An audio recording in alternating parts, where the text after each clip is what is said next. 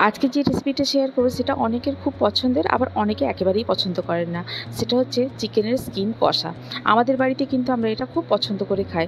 তবে এটা অনেক সময় পাওয়া যায় না এখন, কেননা আমরা অভ্যস্ত নই চিকেনের স্কিনটা রেখে দিয়ে চিকেনটা প্রিপেয়ার করার মতো। তবে আমি এখন গ্রামে আছি, এখানে একজন আছেন কাকিমা, উনি করে দিয়ে যান আমার বললে টুকটাক।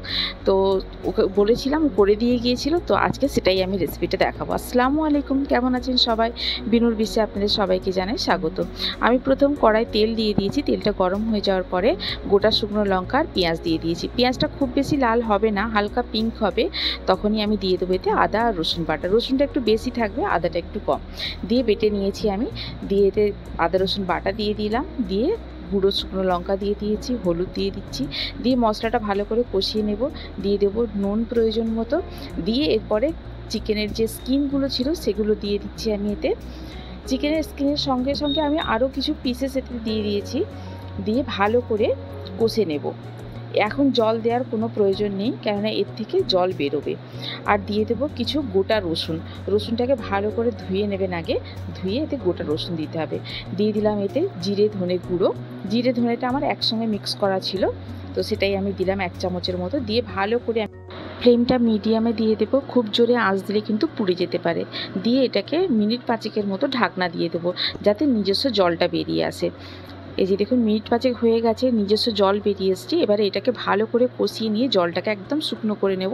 এই যে দেখুন, একেবারে জলটা শুকিয়ে গিয়ে তেল তেলে হয়ে গেছে, কেননা স্কিনে তো প্রচুর তেল থাকে, সেই তেলটাই বেরিয়ে আসবে আস্তে আস্তে। দেখুন কতটা তেল বেরিয়ে গেছে।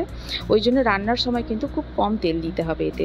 দিয়ে দিলাম এবারে জল একটু, দিয়ে আবার ঢাকনা দিয়ে দেবো মিনিট 10 মতো, যাতে অর্ধেকটা সেদ্ধ হয়ে যায় এটা। এই যে দেখুন, মিনিট 10 হয়ে গেছে, স্কিনগুলো সেদ্ধ হয়ে গেছে হালকা হালকা।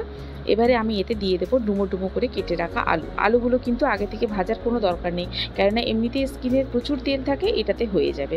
দিয়ে দিলাম একটু নুন, আলু দিয়েছি যেহেতু, তাই একটু নুন দিয়ে দেবো। দিয়ে ভালো করে কষিয়ে নেব। নিয়ে আর কিন্তু জল দেবো না আমি এতে, হালকা আঁচে ঢাকনা দিয়ে দিয়ে এটাকে কষিয়ে কষিয়ে রান্না করব। জল দিলে কিন্তু ভালো লাগবে না একদম, এটা রান্নাটা হবে একেবারে কষা কষা। এই যে দেখুন, ঢাকনা দিয়ে দিলাম, দিয়ে আলুটা সেদ্ধ হওয়া পর্যন্ত আমি এইভাবে ঢাকনা দিয়ে দিয়ে কষাতে থাকবো। মিনিট 5 মতো ঢাকনা দিয়ে আমি সেদ্ধ করতে দিয়েছিলাম এটাকে। এবারে দেখুন 5 মিনিট হয়ে গেছে, খুলে নিয়ে আরেকবার নাড়িয়ে দেব, কেননা যেহেতু জল দিইনি নিচে না লেগে যায়, সেই জন্যই বারে বারে খুলে খুলে দেখতে হবে। আলুটা হয়ে এসছে, আর একটু বাকি আছে আমার, তাই আরেকবার ঢাকনা দিয়ে আর একটু হতে দেব আমি।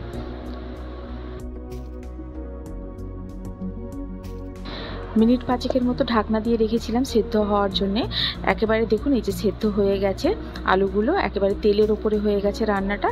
রান্নাটা আমার কমপ্লিট। এবারে দিয়ে দেবো একটু গুঁড়ো গরম মশলা। গরম মশলাতে ছিল লবঙ্গ, এলাচ, দারচিনিকে হালকা ড্রাই রোস্ট করে নিয়ে গুঁড়ো করে নিয়েছিলাম আমি। এই যে একেবারেই রেডি আমার চিকেনের স্কিন কষা।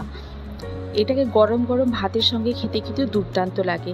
আপনারাও ট্রাই করে দেখুন, করে জানান আমাকে কেমন লাগলো। যদি ভালো লেগে থাকে তাহলে বন্ধুদের সঙ্গে শেয়ার করুন, আর যদি কোনো নতুন বন্ধু থেকে থাকে তাহলে আমার চ্যানেলটিকে সাবস্ক্রাইব করে পাশে থাকার অনুরোধ রইল। আজ তাহলে এই পর্যন্তই, আবার দেখা হবে। ভালো থাকুন, সবাইকে ভালো রাখুন। আল্লাহ হাফিজ।